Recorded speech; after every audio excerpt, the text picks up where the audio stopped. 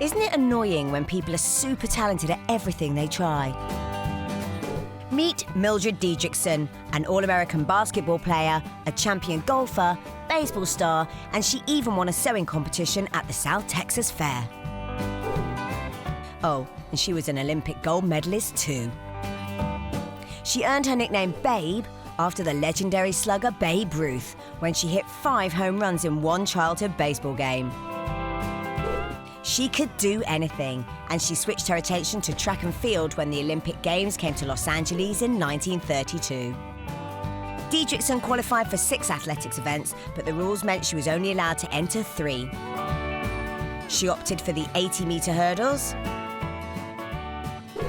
the high jump, and the javelin. She would get gold in the high jump and the hurdles. The world's record of 11 8/10 seconds. Babe Diedrichson, the one-woman track team, first. Evelyn Hall, second. And Marjorie Clark, South Africa, third.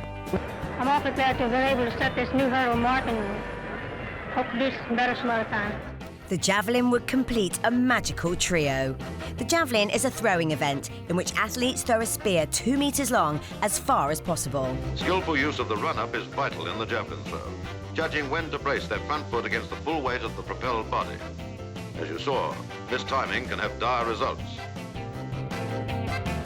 The technique used to throw the javelin is strictly governed to make sure non-orthodox techniques don't occur.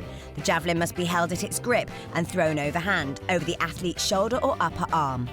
Unlike other throwing events, the athletes are prohibited from turning completely around. Javelin judges and fans can thank the powers that be for making this rule. They were, after all, the ones in the line of fire. Women's javelin would evolve into an awesome test of athletic ability. But Babe Diedrichson was the pioneer of the sport. She was the first superstar of the javelin. This was her winning throw from 1932.